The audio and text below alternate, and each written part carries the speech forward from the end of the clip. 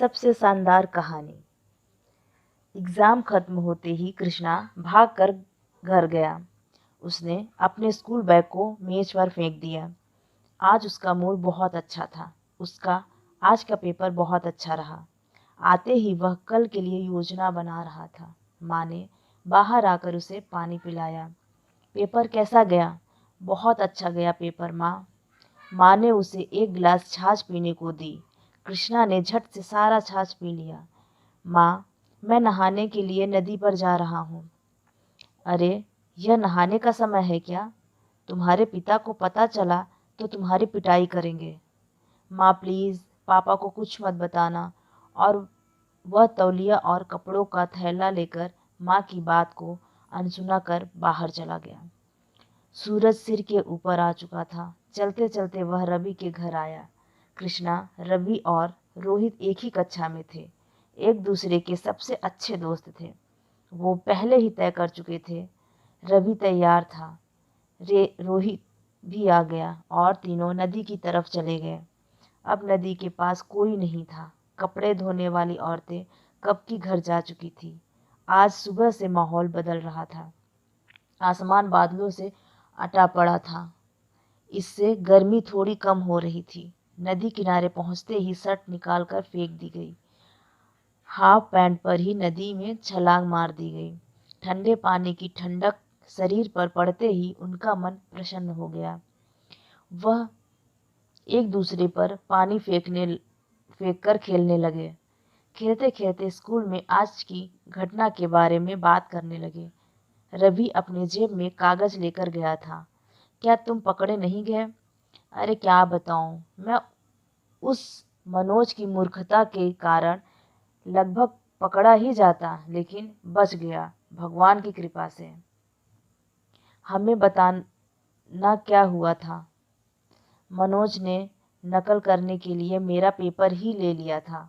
मस्त लिखने लगा। उतने में परीक्षक वहां आ गए और मनोज के पास खड़े हो गए। इतना अच्छा हुआ कि उसे पहले से ही परीक्षक का आभास हो गया था और उसने मेरा पेपर अपने पेपर के नीचे रख दिया। पर मुझे डर के मारे पसीना छूट रहा था। तभी बाहर से एक पूर्वक की गठरी लेकर आया और उसी वक्त मैंने अपना पेपर उससे ले लिया। यह सब सुनकर वो दोनों हंसने लगे। सच में बचपन कितना सुहाना होता है। वह गपशप, बचपन के खेल व्यक्ति को उसके जीवन के अंतिम क्षण तक ऊर्जा देते हैं। इसलिए हर किसी के दिल में एक छोटा बच्चा छुपा होता है। अब उनका खेल जोरों पर था। तभी वहां एक छोटा लड़का आया। वह कब से इन तीनों की मस्ती देख रहा था। उसे भी पानी में खेलने की इच्छा हुई और वह भी नदी में कूद गया। वह उन तीनों को नहीं जानता था। वह उनके गांव का भी नहीं था। इसलिए उन्होंने इस बात पर ध्यान नहीं दिया कि वह क्या कर रहा है। जब ये तीनों तैरने में व्यस्त थे, वह छोटा लड़का अकेला खेलने लगा और अचानक उसका पैर फिसल गया और वह पानी के साथ बहने लगा। उसे तैरना नहीं आ रहा था। अचानक कृष्णा का ध्यान उसकी तरफ गया। तब तक वह ज़्यादा दूर चला गया था। बहते पानी का बहाव ज़्यादा था। फिर वह तीनों खेल छोड़कर उसकी तरफ दौड़े। कृष्णा अपनी पूरी जान लगाकर उसके पास पहुंचा, लेकिन पानी के तेज बहाव से बड़े गड्ढे के पास भंवर बन गया था।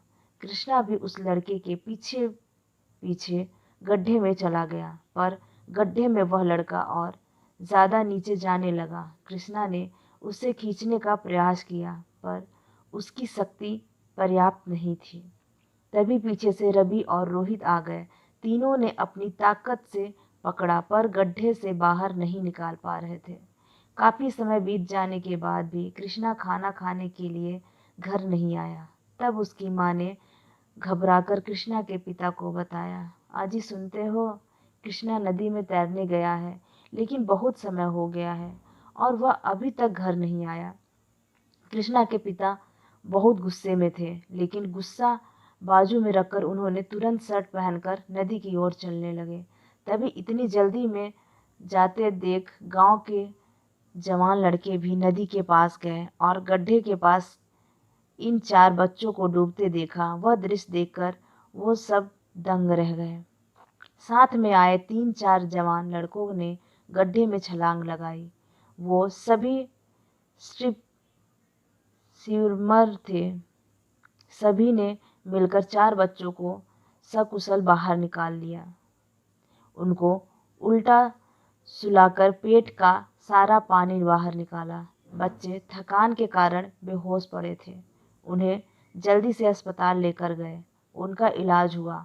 थोड़ी देर बाद गांव के लोगों को राहत की सांस आई। कृष्णा के पिता को बहुत गुस्सा आ रहा था, लेकिन अपने बेटे के इन कारनामों को देखकर उनको गर्व महसूस हुआ। वो सभी गांव में हनुमान जी के मंदिर के पास जमा हो गए। फिर कृष्णा के पिता ने सभी को चाय पिलाई। उस लड़के का भी पता चला, वह एक बकरी चराने वाला का बेटा था। रात को सभी गांव वालों ने, सरपंच जी ने और सभी बकरी चलाने वाले ने कृष्णा, रवि और रोहित का सत्कार किया। इस प्रकार से बुरा वक्त आया था, पर काल नहीं। सभी बच्चे बच गए। यह हनुमान जी की कृपा थी। अगर आपको हमारी कहानी पसंद आई हो तो जय श्री राम जरूर लिखें। आपके विचार हमारे लिए महत्वपूर्ण है। अगर आपको यह कहानी पसंद आई हो तो लाइक करें, कमेंट में अपनी राय बताएं, शेयर करें अपने दोस्तों के साथ और हमारे साथ जुड़े रहने के लिए सब्सक्राइब करना ना भूलें। धन्यवाद दोस्तों।